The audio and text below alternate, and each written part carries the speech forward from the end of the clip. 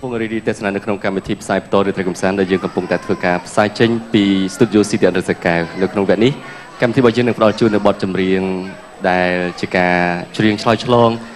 ជាបន្តទៀតប៉ុន្តែមុននឹងជួបនៅបទចម្រៀងនោះកម្មវិធីរបស់យើងសូមអរគុណដល់អ្នកឧបត្ថម្ភនៃកម្មវិធីនៅក្នុងវគ្គនេះចាសូមអរគុណដល់7-5 ដងឥឡូវនេះ7-5 ដងបានរកឃើញអ្នកឈ្នះរង្វាន់ចិញ្ចៀនពេជ្ររង្វាន់ទូរទស្សន៍ស្តើងជាច្រើនអ្នកទៀតហើយក្រុមហ៊ុនកំពុងតែស្វែងរកអ្នកឈ្នះរង្វាន់ម៉ូតូបន្តទៀតក្រុមហ៊ុននឹងធ្វើការបន្តផ្ដល់រង្វាន់នៅថ្ងៃទី15នៅថ្ងៃខែវគ្គទី15នៅថ្ងៃទី24ខែសីហាឆ្នាំ2013នៅស្ថានីយទូរទស្សន៍ CTN នៅក្នុងកម្មវិធីរតីកំសាន្តបន្តថាយើងបានស្វែងរកយើងបានប្រកួតរង្វាន់ជូនហើយណាយើងបានប្រកួតរង្វាន់កាលពីសប្តាហ៍មុនដូច្នេះចំពោះមិត្តភាពនារីទាំងឡាយដែលពុំទាន់បានមានឱកាសត្រូវបាទសូមបន្តប្រើប្រាស់ជាបន្តទៀតចាបន្តការប្រើប្រាស់7-5 ដងសំណាងលើក្រៅអាចរូបលោកអ្នក7-5 ដងកោះពិតឈ្នះពិតផ្ដល់រង្វាន់ពិត7-5 ដងនៃឯកទេសថែរក្សាស្ត្រីចាសូមអនុញ្ញាតអរគុណជាបន្តទៅដល់ថ្នាំបាញ់មូសនិងធូបមូស Ranger ថ្នាំបាញ់មូសនិងធូបមូស Ranger កំពុងអ្នកសម្រាប់សត្វល្អិតចង្រៃប្រើថ្នាំបាញ់មូស Ranger គ្មានមុខគ្មានជំងឺគ្រុនឈាមគ្មានជំងឺគ្រុនចាញ់ជាពិសេសធូបមូស Ranger ផ្សែងតិចគុណភាពខ្លាំងជាងគេ2 ដងកម្ចាត់មូសចង្រៃគ្មានសល់ Ranger កំពុងអ្នកសម្រាប់សត្វល្អិតចង្រៃអរគុណមុននឹងជួបនៅបទចម្រៀងសូមសួរជីនិងយ៉ាទីមកសំណួរមើលចាបងអ្នកទាំងពីរចង់ស្គាល់ឋានសួគ៌ចង់តើបងឋានសួគ៌យ៉ាជីចង់ហ៎ចានេះខ្ញុំចង់ស្គាល់ឋានសួគ៌ព្រោះឥឡូវនេះយើងកំពុងតែនៅឋានកណ្ដាលលោកឋានកណ្ដាលមានឋាននរកឋានមនុស្សលោកក៏ដូចជាឋានសួគ៌ចាចង់ស្គាល់ឋានសួគ៌ចង់ថតឋាននរកចាលោករតនៈបាទការពិតឋានសួគ៌គឺជាឋានមួយដែលមនុស្សគ្រប់រូបចង់ស្គាល់ចង់ទៅណាចាតែឋានសួគ៌ដែលបងចង់សួរនេះចាគឺសំដៅទៅលើរឿងរ៉ាវស្នេហាចាចាឥឡូវនេះលោករតនានិងកញ្ញាសម្ផស្សមានបទចម្រៀងមួយបទដែលមានចំណងជើងថាឋានសួគ៌សូមរីករាយទស្សនាដូចតទៅបាទសូមជឿ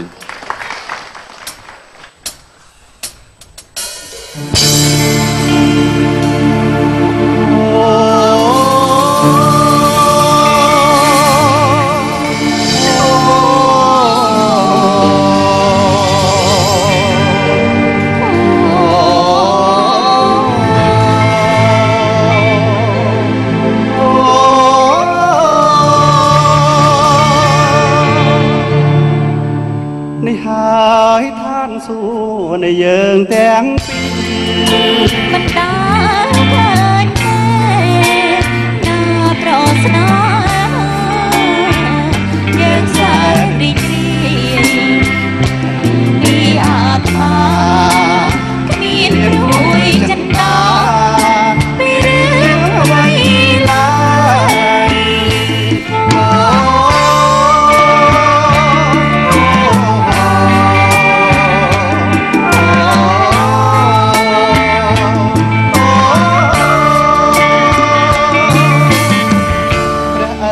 ព្រះព្រំប្រទានពរជ័យឲ្យឈប់បងដល់បងប្រាសូមហេមពេលគុលកំបីប្រកើយមានតើលោកហើយសូមជួយមេត្តាមានអូនទីនោះមានបងត្រកងលើអាកាសសាបបោប្រសាទចងកាត់កាយាប្រសាហើយណាថានឹងបានយ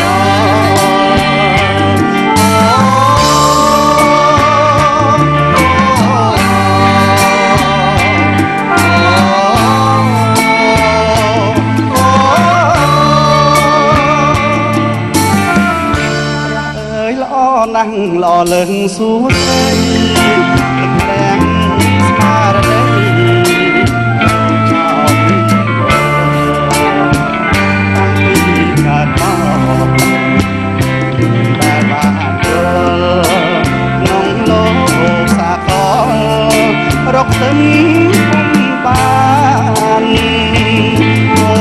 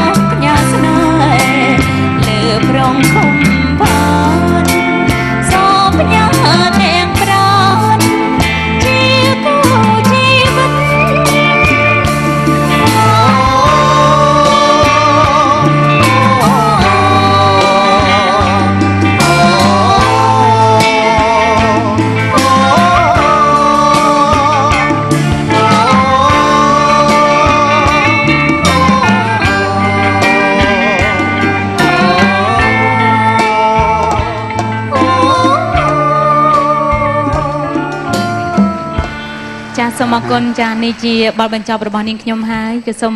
ចាអរគុណដល់ទស្សនិកជនម្ដងទៀតហើយក៏សូមខន្តីអភ័យទោសរាល់កំហុសឆ្គងក្នុងការបកស្រាយនៅបទចម្រៀងអរគុណជួបគ្នាឱកាសក្រោយជូនពរសំណាងល្អទាំងអស់គ្នា ខ្ញុំបាទក៏សូមអរគុណដល់ស្ថានីយ៍ទូរទស្សន៍ CTN ដែលបានផ្ដល់កិត្តិយសសម្រាប់ខ្ញុំបាទរាល់កម្មវិធី